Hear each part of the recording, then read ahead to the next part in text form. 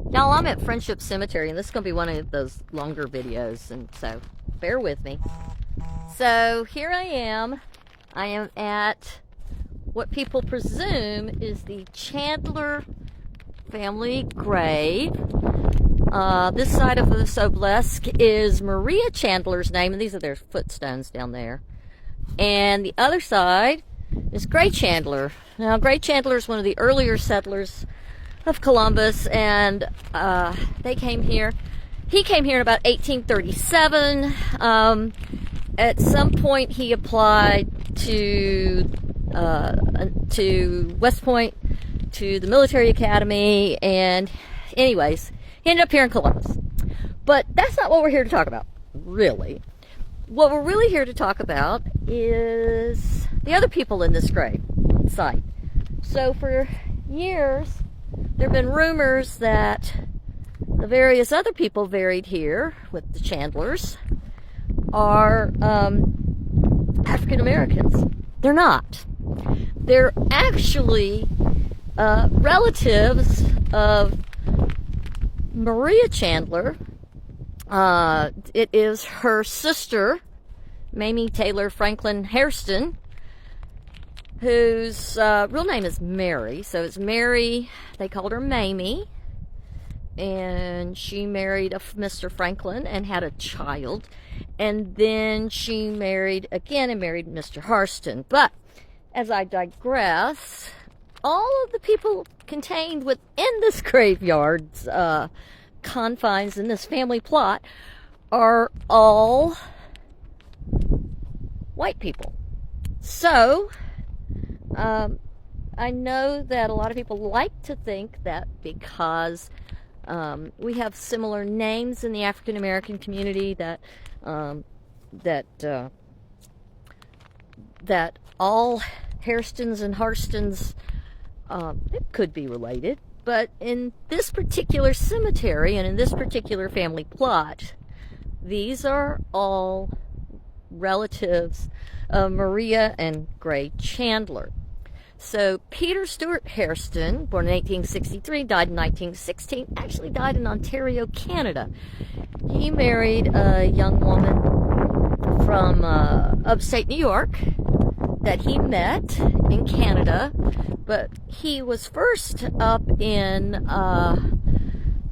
Alaska on an adventure up on the Yukon River right on the Canadian border. And he immigrated in 1905 from Alaska, where he's found on the census record, to Ontario. William Sterling Turner, born in 1858, died in 1925. We know, I'm going to pull out my notes on this one.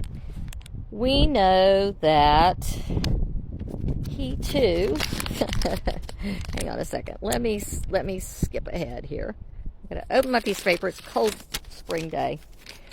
We know that he's found on the 1870 census and on the 1880 census, and of course 1900 and 1910. And he was a white, middle-class citizen here in Columbus.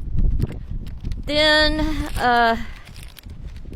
we have Mamie Hairston, and then we have Hugh Swinton Hairston. We know they lived in a lovely Victorian home on 7th in Columbus, kitty cornered across the street from her sister's house, the Chandlers, who lived just up the road and across the street from them on 7th. And we know that he helped raise Mamie's children because they lived there, and he was a salesman. He actually became a traveling salesman by 1930 of dry goods per the 1930 census. We also have access to other documents besides census records that indicate professions, relationships, and race.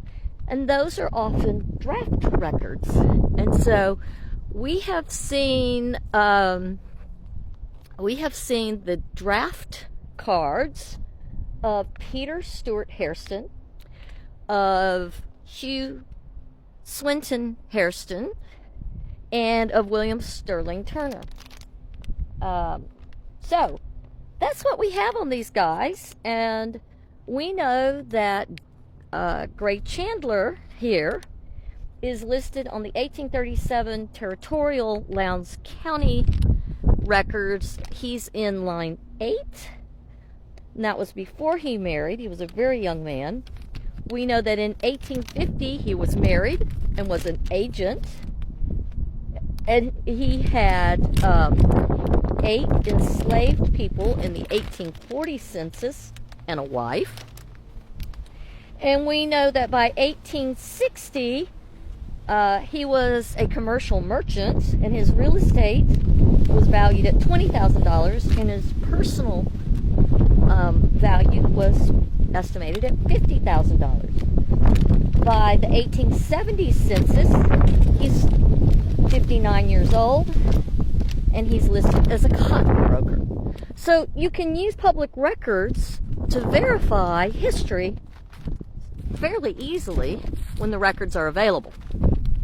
So if you're given the challenge to validate myths or to repudiate a myth, that's one of the best ways to do it, is to go and do a little research and look at census records, tax rolls, draft card records, and land records, as well as probate, wills, and other documents. Well, that's my little story about this particular little plot in Friendship Cemetery in Lowndes County, Mississippi. All of the inhabitants of this little family plot are all related to Maria Chandler, and they are all white citizens of Columbus.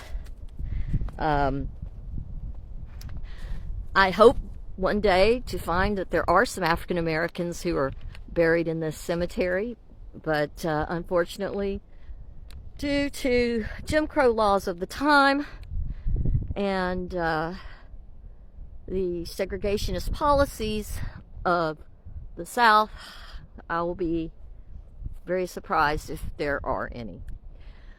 Y'all, thank you for coming on my little tour of Columbus, Mississippi, and Friendship Cemetery in the Chandler Hairston family subplot.